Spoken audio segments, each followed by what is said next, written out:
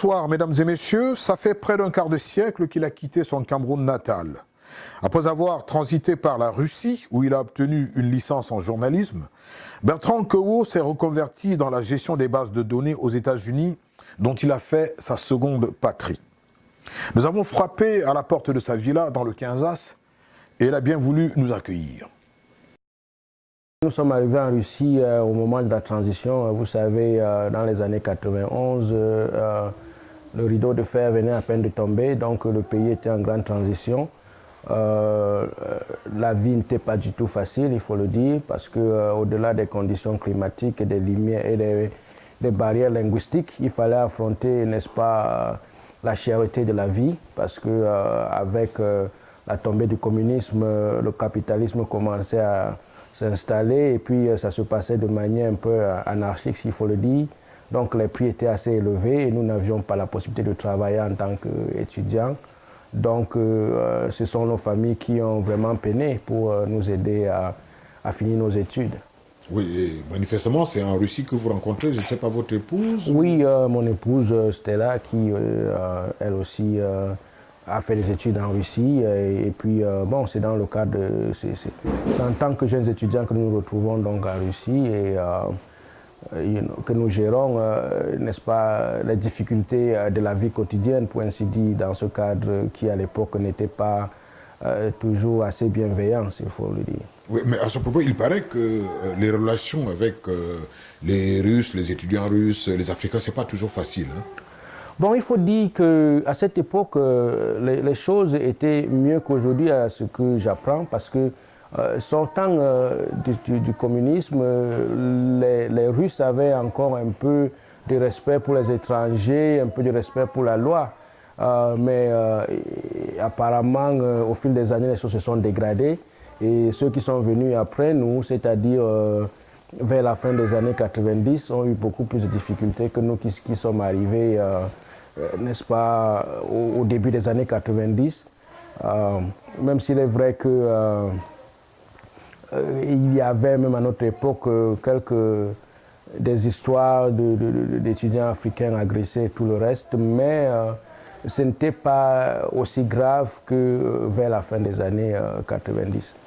Pour revenir à votre formation universitaire en Russie, vous avez fait journalisme. Et on reconnaît que ce n'est pas toujours la pratique du journalisme en Union soviétique comparée à ce qui se passe en Occident n'est pas évidente. Mais quels sont les enseignements, quels sont les fondements même de l'enseignement du journalisme que vous avez eu à cette époque en Union soviétique? Parce qu'ici en Occident, le discours, bon, il est assez libre. Mais alors, quels sont les fondamentaux qu'on vous a donnés en matière justement de formation dans ce domaine? La qualité du journalisme russe était de très bonne qualité, la qualité de l'enseignement, la qualité des professeurs, parce que, vous le savez, même s'il est vrai qu'on peut dire plusieurs choses de la Russie, c'est un pays encore qui est assez riche sur le plan intellectuel, et la qualité des enseignants est irréprochable. Et donc, je crois que nous avons obtenu une bonne formation, et une formation tout à fait particulière, parce que nous pouvions en même temps observer l'attitude communiste dans nos enseignants, mais nous pouvions aussi voir comment ils essayaient de se libérer du fardeau du communisme pour, n'est-ce pas, commencer à embrasser, n'est-ce pas, le capitalisme. Mais il n'en demeure pas moins qu'il a toujours existé une espèce de dichotomie entre la théorie enseignée, là je parle vraiment du journalisme, je parle de la liberté d'expression, entre la théorie enseignée dans les écoles et la pratique sur le terrain. Vous pouvez vous imaginer qu'il y a plusieurs années de cela, le problème existait déjà.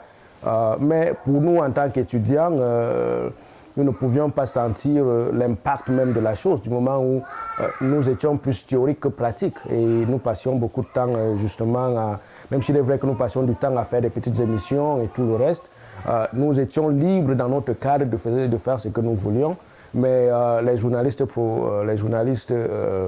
n'est-ce pas, professionnels avaient peu de difficultés. Et je me rappelle qu'à l'époque, il y a un jeune journaliste d'une chaîne privée qui faisait très fort avec un nouveau style de journaliste d'investigation et qui a été, n'est-ce pas, assassiné.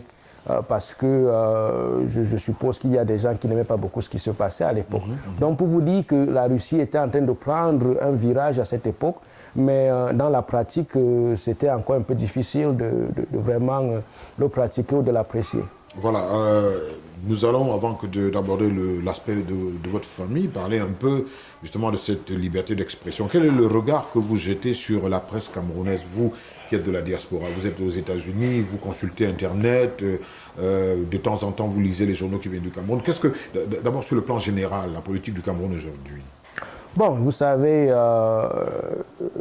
vu de l'extérieur, il y a toujours le regard qu'on jette parfois. Bon, on se demande bien si le regard qu'on a, c'est un regard objectif ou même réaliste de la situation. Donc, pour nous, pour moi particulièrement de l'extérieur, vous savez, la scène politique camerounaise, elle est assez confuse, s'il faut le dire, parce que parfois, soudain, vous avez des opposants qui, sans transition, se retrouvent, n'est-ce pas, avec le pouvoir et vice-versa. Bon, donc, il y a beaucoup d'embrouilles. Mais la vérité, c'est que le Cameroun, c'est le Cameroun comme qui dirait, parce que chaque fois, lorsque nous essayons de prendre des nouvelles du pays, on nous fait, on voit toujours beaucoup de remous sur la scène politique, mais très peu de changements, s'il faut le dire. Depuis que vous êtes aux États-Unis, vous avez connu deux présidents, c'est ça? Bush et Obama, c'est ça? Oui.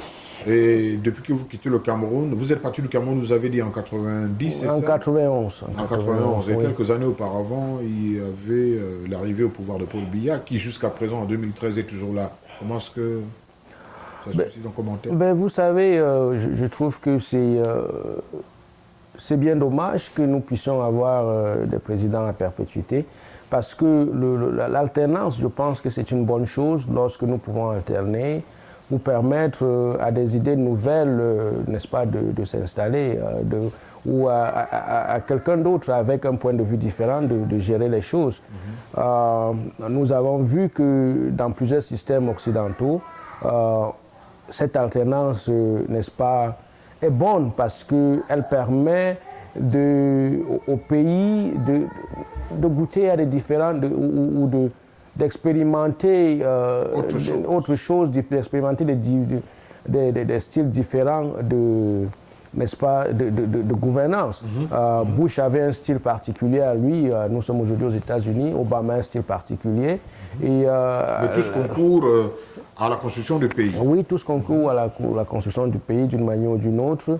Mais ce qui est vrai, c'est que lorsque il y a des choses qui ne changent pas en nous en tant qu'êtres humains, donc tant que la même personne fera les choses, il y a des choses qui ne changeront pas. Voilà, qu'est-ce que vous pensez de la double nationalité? Parce que c'est un problème qui se pose avec acuité au niveau des Camerounais, de la diaspora. Ben oui, la double nationalité, je pense que ce serait une très très bonne chose pour les Camerounais, parce qu'aujourd'hui, il est vrai, il y a des millions de Camerounais à l'extérieur, je pense, mais qui ont leur cœur au Cameroun, et je pense que ce serait bien de permettre à ces Camerounais de pouvoir librement, n'est-ce pas, aller et venir entre le Cameroun et leur pays d'accueil. Et je crois que ce serait bénéfique, n'est-ce pas, au Cameroun en tant que pays, de permettre à tous ces enfants de pouvoir ainsi contribuer sans empêchement à l'évolution du Cameroun, au développement du pays. Et la double nationalité, je pense que ça aiderait. Après des études de journalisme en ex-Union soviétique, la prochaine destination de Bertrand Nkoro, Kansas City aux États-Unis, il décide de changer de fusil d'épaule. Moi, arrivé aux États-Unis, je me suis rendu compte que l'approche, ma carrière de journaliste devait être un peu difficile. Déjà d'un, parce que, bon, n'étant pas originaire des États-Unis, et nous avons toujours ces petits problèmes d'accent et autres qui font que... Et de langue qui font que sur le marché du travail, on n'est pas aussi compétitif qu'un natif des États-Unis, par exemple. Et au-delà de cela, bon, il se passe que en Amérique, comme les Américains disent, money, c'est l'argent qui compte. Je veux dire, le métier, c'est bien, mais il faut pouvoir nourrir sa famille. Et à l'époque où j'arrivais en fin des années 90, il y avait un boom sur le marché informatique. On avait vraiment besoin de personnes pouvant faire le travail. Et ça payait bien à l'époque. Donc, moi, je me suis décidé de me tourner vers l'informatique. Et c'est comme ça que j'ai fait le nécessaire pour apprendre et pour, n'est-ce pas, asseoir une bonne base, ouais, pour me permettre de faire un bon travail une fois la transition faite. Et c'est pour ça que, n'est-ce pas, près de 16 ans plus tard, je suis toujours dans le domaine.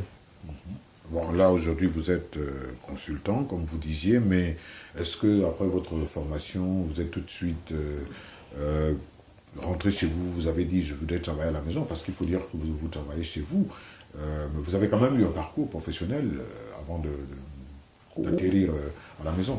Oui, bien sûr, j'ai travaillé dans plusieurs entreprises privées aux États-Unis, mais j'ai toujours eu aussi l'esprit d'entreprise.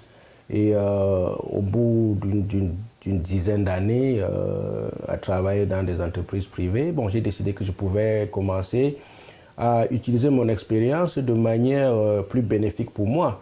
Parce que généralement, lorsque vous travaillez dans ce qu'on appelle Corporate America, il y a des moments où vous atteignez un peu le sommet. Je ne vais pas dire peut-être sur le plan du revenu ou sur le plan des avancements. Mais alors, j'ai préféré utiliser mon expérience d'une manière qui allait pouvoir, n'est-ce pas, être bénéfique pour ma famille et moi. Et alors, j'ai décidé de me jeter dans un travail de consultant. Et ce que je fais aujourd'hui, c'est que je travaille avec des entreprises, différentes entreprises, et je leur fournis mon expertise et à mon compte personnel. Et concrètement, qu'est-ce que vous faites? Ben, je suis administrateur des banques de données, plus spécifiquement Oracle. Pour ceux qui s'y connaissent un peu, les banques de données, c'est assez essentiel aujourd'hui dans le monde de l'informatique parce que nous avons des millions de données, c'est-à-dire chaque fois que vous allez quelque part, on vous demande votre nom, on vous demande votre date de naissance. Toutes ces informations sont entrées dans une base de données. Et la base de données doit être maintenue afin de s'assurer que plus tard, quand on a besoin de la même information, qu'on puisse la retrouver. Donc, je suis dans la partie derrière qui s'occupe de maintenir la base de données et de se rassurer qu'elle est disponible, que l'information est disponible en cas de besoin. En cas de besoin.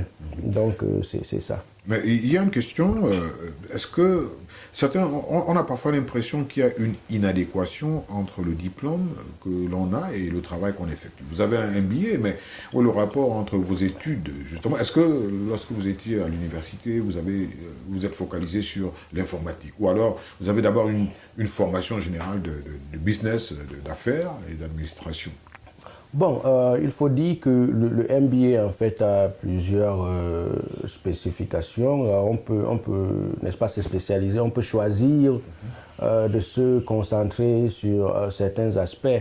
Donc, si déjà en faisant mon MBA, j'étais dans le domaine informatique. Donc, pendant mon MBA, je me suis un peu plus spécialisé dans l'administration de la chose informatique.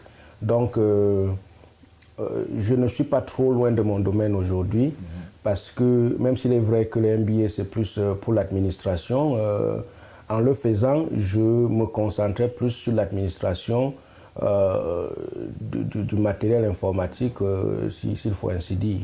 Bertrand Kobo, les Américains ont dans leur manière de faire une expression « giving back to the community ». Est-ce que, à cet égard, vous êtes de la diaspora, est-ce que vous avez pensé justement à votre pays, le Cameroun? Have you thought of giving back to the community back home? Ah oui, on le fait. Déjà que j'appartiens à l'association des Camerounais de Kansas City. Et c'est une association qui, à plusieurs reprises déjà, a fait des dons au Cameroun à travers des écoles et tout le reste. Et moi-même, j'ai déjà offert des bourses aux ressortissants de mon village.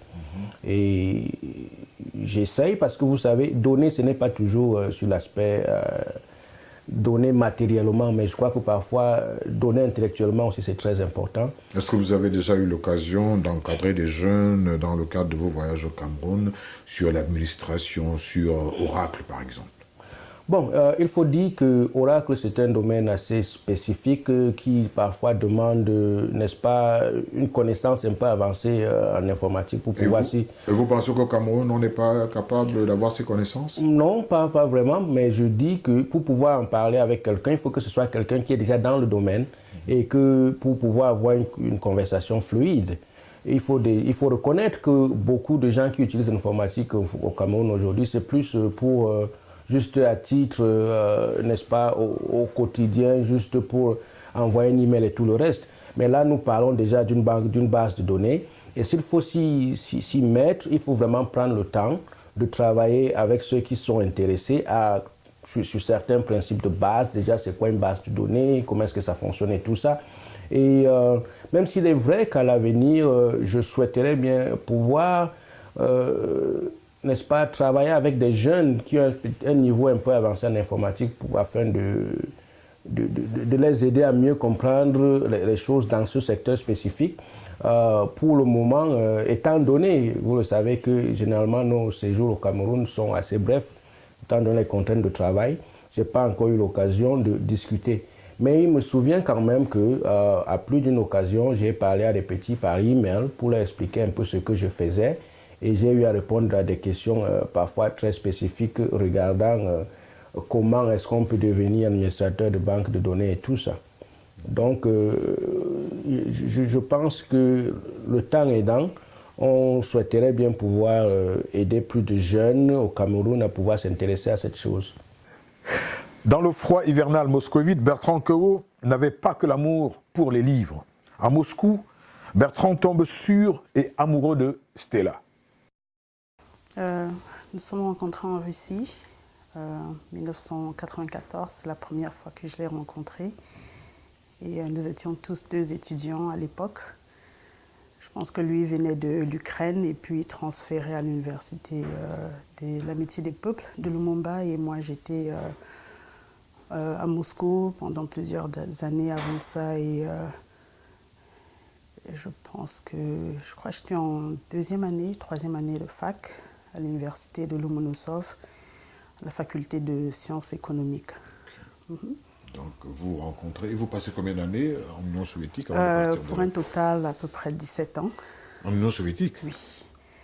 Je suis arrivée en Russie, je vais dire Moscou, plus précisément quand j'avais l'âge de 9 ans. J'ai suivi ma mère principalement qui a travaillé, ou bien qui travaille toujours dans le service diplomatique d'une MINREX du Cameroun. Donc elle est arrivée en Russie plusieurs années avant nous, je veux dire principalement ma sœur et moi, paix à son âme, elle est décédée aujourd'hui. Et donc j'ai fait tout le cycle, j'ai terminé le cycle primaire en Russie, j'ai fait l'école française de Moscou là-bas, et j'ai fait le cycle secondaire, donc de la 6e en terminale, et j'ai continué à la faculté de Russie. Voilà, vous le rencontrez en 1994, Bertrand Kewo, et vous partez de Russie en quelle année? J'ai quitté la Russie après ma graduation, qui était en 1996, après avoir fini mes études. Donc, I would take it back. I left in 1997, precisely. That was in July 1997. I went back to Cameroon. Quand vous allez à l'université, quel était en fait, à propos justement de regard, le regard que vos amis de l'université jetaient sur vous, et quel était le regard que vous jetiez alors à l'époque à ces étudiants de l'Union soviétique, ces soviétiques? Le regard de l'enfant est totalement différent de le regard de l'adulte. Bon. Et adulte même encore, pour moi, je dirais que je pense que c'est après même avoir quitté la Russie que bon, je me rejette un peu en arrière. Je me dis que, OK, qu'est-ce qui s'est passé exactement? Ou bien comment j'ai pu survivre là-bas et tout ça. En tant qu'étranger, on avait des bourses je dirais symbolique, venant, disons, du Cameroun, avec le contrat entre la Russie et le Cameroun à l'époque. Et pour nous, c'était beaucoup. C'était beaucoup parce que je me rappelle, on nous donnait à peu près, je crois que c'était 33 roubles par mois, ce qui était énorme parce que bon, manger à la cafétéria, il faut vraiment être un gros bouffeur pour pouvoir dire que tu vas manger 3 roubles par jour. C'était beaucoup. C'est-à-dire que la nourriture, principalement, ne coûtait pas assez cher que ça, mais c'était rare. Et s'il fallait avoir, disons, like good, you know, food, you have to go far, you have to pay a little bit more for it. But the basic food, it was there, but it was limited, you know, to every student. So it was kind of like, okay, we share a little bit so everybody can have it. Stella, le regard de l'étudiant russe était-il horizontal ou alors condescendant? L'étudiant russe était condescendant parce qu'ils avaient l'impression qu'on venait leur prendre leur place ou bien leur prendre ce qui était à eux. Et ils avaient l'impression que les étudiants étrangers étaient privilégiés. Donc, comme j'ai mentionné tout à l'heure, étant enfant, disons peut-être le chewing-gum que tu pouvais manger, ils n'avaient pas ça dans les magasins parce que tout était principalement importé, ce qui fait qu'il fallait, c'est-à-dire avoir de l'argent extra pour pouvoir se permettre de s'acheter une bulle de chewing-gum, quoi. Donc est-ce que ce communisme, en fait, a créé des frustrations plus qu'il n'a aidé les Russes eux-mêmes? Parce que si je comprends, vous qui veniez de l'extérieur, tous les membres du corps diplomatique, ils avaient un avantage, ils avaient des boutiques spéciales dans lesquelles ils pouvaient aller se servir, au contraire des Russes qui, en fait, vous regardez et qui étaient frustrés du fait que chez eux, vous soyez plus à l'aise. Il y avait justement, comment dire, cette envie, envier l'autre, comme la Bible le dit, il ne faut pas envier à ton prochain parce qu'on ne sait pas de quel background on vient exactement, mais je crois qu'il y avait ça et je pense que ça a duré pendant des années. Absolument. Ça a duré pendant des années jusqu'à ce qu'il y ait la cassure du mur de Berlin, et ce qui a permis qu'il y a beaucoup de Russes qui ont commencé à sortir. Avec l'aide justement des étrangers encore, parce que bon, il fallait sortir de la Russie et puis il fallait avoir ce qu'ils appelaient l'autorisation de porter de la devise étrangère à l'étranger, ce qui n'était pas très évident pour les Russes eux-mêmes. Avec Stella, Bertrand Kowo a 4 enfants. Pour ce qui est de l'éducation des enfants, elle est assurée, mais là où le bas blesse, là où il y a problème, c'est la culture camerounaise à enseigner aux enfants dans le milieu américain. Il y a, dépendamment de l'endroit où on vit, il y a de très très bonnes écoles pour les enfants, où ils ont les moyens leur sont donnés pour réussir. Ils ont de bons enseignants, ils ont un bon support didactique, ils ont tout ce qu'il leur faut pour réussir. Et je pense que l'école aux États-Unis est bonne, surtout pour les enfants. Ça se complique un peu lorsqu'on grandit, puisque l'école est chère, bien évidemment. Mais la qualité est là. Et on dit, si vous ne savez pas d'où vous venez, il est très difficile de savoir où on va. Et sur le plan culturel, purement culturel, je doute fort. Vous êtes de quel coin du pays, du Cameroun? De l'ouest, particulièrement de Fomopia, voilà. Un petit village à côté de Tchang. Oui. Alors, est-ce que les enfants, ils parlent Tchang avec vous? Bon, nous essayons, ils parlent quelques mots. Vous savez, c'est un peu difficile avec la distance. D'avoir les enfants parler couramment, nous essayons de leur apprendre ce que nous appelons. Parce que vous comprenez, il y a déjà il y a un combat à faire que les enfants parlent français, étant donné qu'aux États-Unis, c'est l'anglais. Ils sont plus friands en anglais, ça paraît plus facile de communiquer avec eux en anglais. Mais mais nous essayons quand même de nous rassurer qu'au moins en français, qu'ils puissent communiquer. Et bien évidemment, nous leur apprenons en passant des mots, n'est-ce pas, en langue... en Tchang? En Fomopia pour être plus spécifique. Mais vous savez, ça se complique du moment où ma femme n'est pas de Fomopia.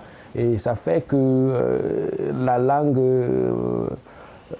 maternelle n'est pas aussi utilisée qu'on le souhaiterait. J'ai l'impression que c'est une porte de sortie, que beaucoup de membres de la diaspora utilisent. Je crois que, est-ce que ce n'est pas plutôt une question d'organisation? L'expérience a prouvé que les enfants réagissent par rapport aux langues, sur le plan linguistique, comme des éponges. C'est-à-dire qu'il suffit tout simplement de s'organiser et de le leur enseigner. Un enfant est capable d'apprendre le français, le tchang, l'anglais, sans pour autant en ressentir des effets néfastes. Est-ce que ce n'est pas une question ici tout simplement de manque de rigueur dans... Alors, vous savez, ce problème n'est pas un problème seulement aux États-Unis aujourd'hui. Vous avez remarqué au Cameroun, même aujourd'hui, la langue maternelle se parle de moins en moins dans les familles. Je crois que si vous faites une étude... Ce qui est inquiétant. Ce qui est inquiétant, il faut le reconnaître, mais si vous faites une étude au Cameroun, vous verrez que la langue maternelle est moins parlée aujourd'hui qu'à l'époque où nous grandissions. Et c'est déplorable, bien évidemment. Mais pour ceux qui sont loin, le problème est encore plus accru parce que aujourd'hui, à cause des mixages culturels, comme je disais, par exemple, dans mon cas, ma femme n'est pas du même village que moi, ce qui fait qu'elle a une langue différente de la mienne. Et parfois, on ne communique pas toujours en patois. Hein, on communique plus soit en français, soit en anglais. Ou en russe. Ou en russe, oui, il faut le dire. Et si vous allez au-delà de ça, et puis vous regardez maintenant les enfants, eux, qui viennent, est-ce qu'ils communiquent en la langue du papa, est-ce qu'ils communiquent en la langue du maman, de la maman, autant pour moi, s'il vous plaît. Bon, ça complique un peu l'équation, mais il est vrai que j'ai vu une famille aux États-Unis où ils se sont efforcés à faire parler le patois aux enfants. Et ça, il faut saluer. Il faut saluer cette initiative. Mais je crois que c'est un problème très profond qu'il va bien falloir résoudre. Mais j'ai bien peur que ce soit difficile à résoudre du moment où même au Cameroun, même où les grands-parents, la famille, les oncles, les tantes sont là pour pouvoir aider les enfants à mieux asseoir leur capacité linguistique au niveau du patois. S'il y a ces difficultés, avec la distance en Occident, c'est encore beaucoup plus compliqué. Oui, cela dit, pour revenir sur la promotion justement de nos langues, je crois que c'est tout à fait possible. C'est une question de volonté politique. Il me souvient que lorsque les Allemands avaient la charge du Cameroun, il était permis de parler allemand et même nos langues locales, même dans la presse. C'est les Français qui sont venus et qui ont imposé le français, uniquement le français, rien que le français dans nos écoles, alors qu'il y avait des journaux en Douala, il y avait des journaux en Bamileke et même en Néondo, en Boulou. Bon, ça c'est un autre débat. Ah ouais.